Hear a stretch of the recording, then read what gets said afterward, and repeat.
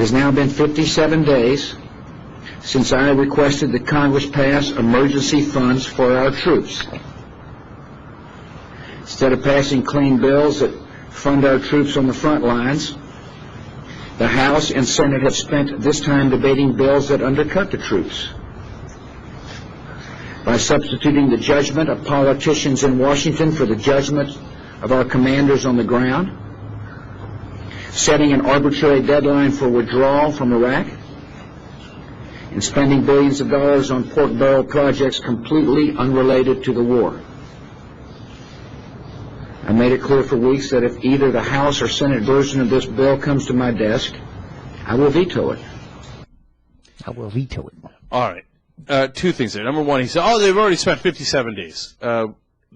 These bills have been passed quicker than any other emergency war supplemental when the Republicans ran Congress. Is that right? I didn't know that. That's right. I wonder if they're spending way too long. The Republicans spent longer, and there wasn't even any debate. Yeah, and of course he says, look, I asked for it. Why haven't they given it to me yet? That's not how this country works. You don't get to just say, I want something, and then the House and Senate give it to you. If that was how it worked, then we just bypass the House and Senate. And you could just say, I want it, and clap your hands.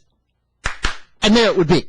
Right. But we have a process in this country, and the House and Senate, they represent the people, and as you're supposed to too, and they vote on it, and they got the right. They might disagree with you. I think that's a great point, Ben. And Senator Reid agrees. He says, look, he's the president of the United States of America. He's not the king of the United States of America. You don't just get to say, I want it, so why don't they just give it to me? Well, why'd they give me a bill I don't like? Well, that's kind of weird. Give me a milkshake. Yeah. And $124 billion for Afghanistan and Iraq. Give me the bill that I exactly want. And don't put anything I don't like in it, because then that would make you different than me. And a power bar. Right. The Reggie bar from Baluchistan. All right. So the second part of that, and this is what drives me crazy, and I can't bear it anymore. Somebody please stop him, right? He said, Democrats are substituting the judgment of commanders in the field with judgment of politicians in Washington. Mm-hmm. No, but that's exactly what you did. The commanders on the ground said, redeploy, withdraw, this war is unwinnable, we're in the middle of a civil war, we're not doing any good. Abizaid, Casey, fired. Okay? Guys who've been incredibly loyal to you.